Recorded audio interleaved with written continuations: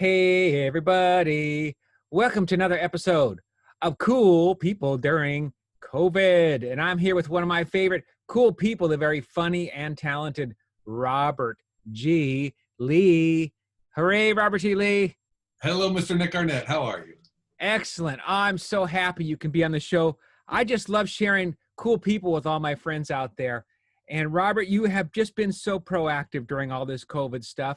First of all, tell us a little bit about yourself.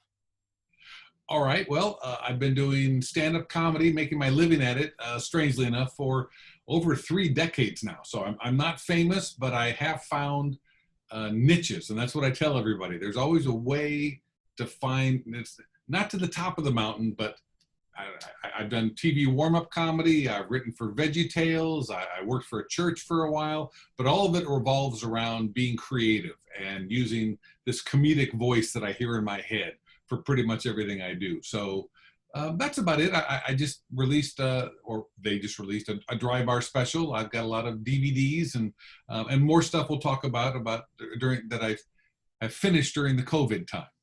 Well, the one thing about Robert is you just never stop. You know, when there's a downtime, you find a project to do.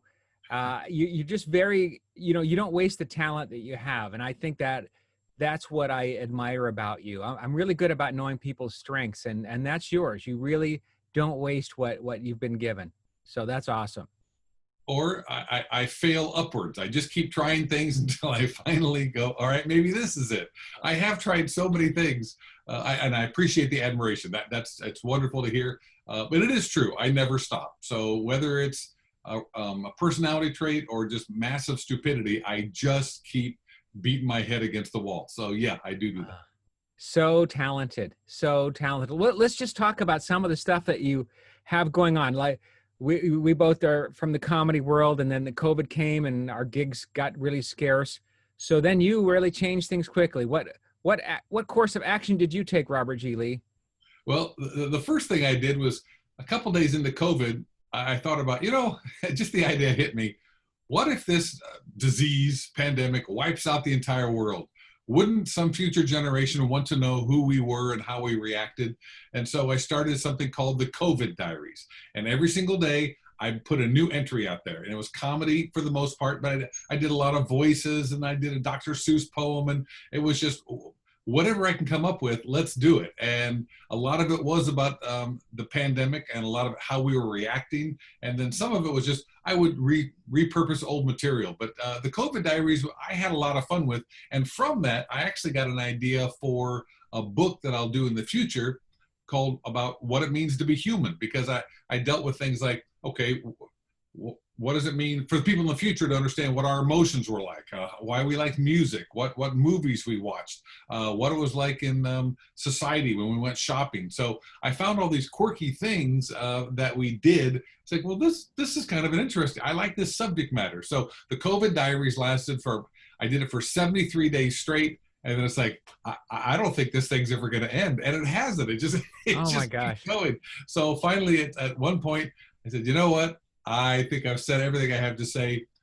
When I want to take a deeper dive, I will do the book. But for right now, the COVID Diaries I've got 73, or I think I did one extra one. So I've got over 70 versions of it.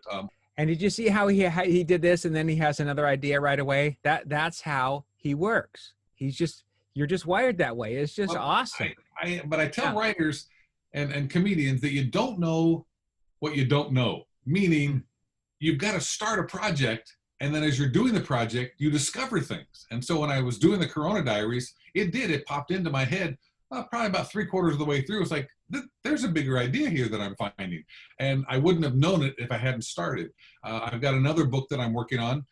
It's kind of the lost years of Jesus, and I'm having a lot of fun with that. I won't go into too much detail, but every day it's a new discovery of, oh, wait a minute, I didn't think about this. Oh yeah, that's a good idea. And different characters that are coming in and different ways that characters in the book are reacting wouldn't have happened, or I wouldn't have discovered them if I hadn't been on the journey. So that's part of what the creative process is. You discover things as you begin it. It doesn't happen all at once or at the very beginning. So I always tell people, don't get frustrated with the process. The process is what you have to learn to enjoy. It's always that first draft where you kind of figure out, oh, this is what I'm trying to say. So that is one of the things that helps. The longer you're creative, the more you learn to love the really bad first draft, because you know you're going to find something you didn't have before. Oh my gosh. Excellent. Good. So, yeah. You discover things as you go along. There's joy in the journey. There you go. How about that? Yeah. And you look at it that way too. You enjoy even things that don't go so well. It's a learning experience and you use that. Yeah. You've even made a movie. I mean, you've done the things, the big things that you want to do, and you still want to do more. And that's great. You're never done. It's like, yeah, I did that, but what's next? Well, as a comedian, you have to reinvent yourself constantly, and you have to find, as I said, a different way to monetize your skills. Now, I did make a movie, and I made it many years ago. It was a faith-based feature. I loved it. I had a lot of fun doing it, but it's hard to make money making movies because you have to put out so much money up front. You've got to put out 100, 200, 300, $400,000 even for a low budget movie. And to get a return on that means other people have to invest their money, and it's hard. So it was a big part for me to realize that I wasn't going to make movies anymore unless something really turns around. Yeah. At this point, I had to find a different venue for my talents or for my skill, however you want to put it. And a friend from film school, we went to school many, many years ago. We meet every once in a while. He says, "You got to ride the horse that's running."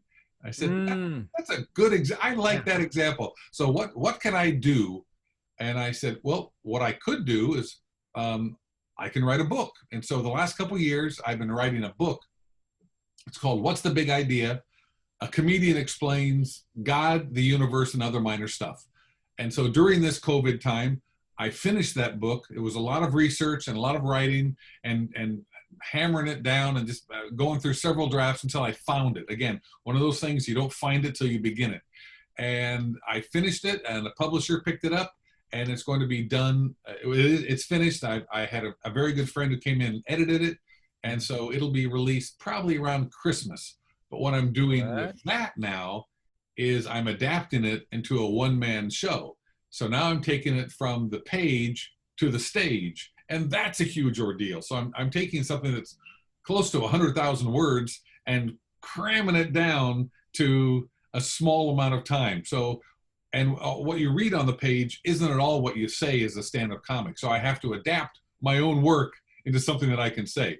But the goal is to get a one-man show, and that's how I'll sell the books on the back table and hopefully get some interest in it. But that's been a very fun project. So that's the big deal. And so now I'm an author, and I've got a couple books in mind, and I've got 2 or 3 more lined up because that's the horse that's running.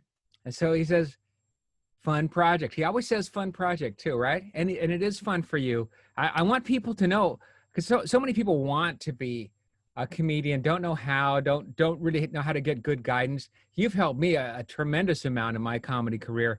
But you're actually teaching stand-up comedy classes now, aren't you? I am. That's another, well, what do we do during this time of COVID? We can't go anywhere. All the stand-up comedy gigs have shut down. I've had gig after gig canceled, and I had one in October that just left, and I do have one in September that's actually going to go. What I've done over the years to help you and other people is I have given talks at different locations about different aspects of stand-up comedy. And so I put it all together, and I made what I'm calling the Art of Stand-Up Comedy.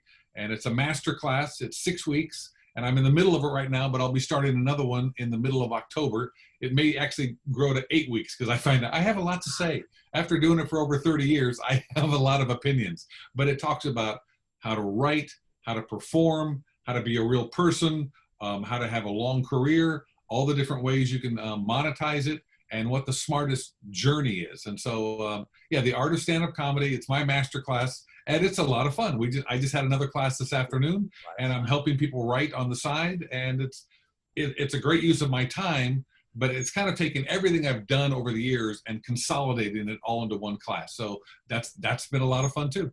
And this is a real class. I mean, there's a lot of stand-up comedy classes put on by people that really haven't done much at all. Maybe a few open mics, and good on them that they're doing something. But I mean, this is actually, you're a real working comic and a real writer. So, I mean, this is good. This is real stuff. If I was going to recommend a class, this is the one I would recommend. This is the one. Yeah, there's others, but this is the one you want to do. I appreciate it. One person who's taking the class says he's taken a lot of classes as well, and he said, "You're very organized. You're telling us everything we need to know, and it's in an outline form. Other people just got to go, well, what do you have? Go ahead. What do you guys want to talk about? Let's talk about that." He goes, "No, I've been working on this and hammering it up for quite a while." And a lot of examples from other comedians and suggestions from different people, different walks of life on how to write. So no, I'm happy with it, and I appreciate the recommendation. So Yeah, really, I can't recommend it high enough. Robert really does know his stuff, and he doesn't like to do things that aren't the quality. You know, you care about what kind of quality product you're putting out there. You're not doing it just to make money. You're doing it to help people. Yeah, and he is. Believe me, he's helped people. He's not going to like that I said this, but there was a guy, we won't mention his name, but he had no act and he had no work. And Robert wrote a whole act for this guy out of the goodness of his heart. But now you got to pay for it now, doggone it. All right, we need some dough. But that's where his heart is. He's a good man. He is a good man. So take his class. Yeah. And how do they take your class? Go to your website, right? Yes. So it's, or they could even, I'll give my email because that's going to be the easiest way. It's info@robertglee.com. info@robertglee.com. And they can that's just writing me directly, and they can, and I'll set them up for the next class. Right down there. I'm going to put it info@robertglee.com.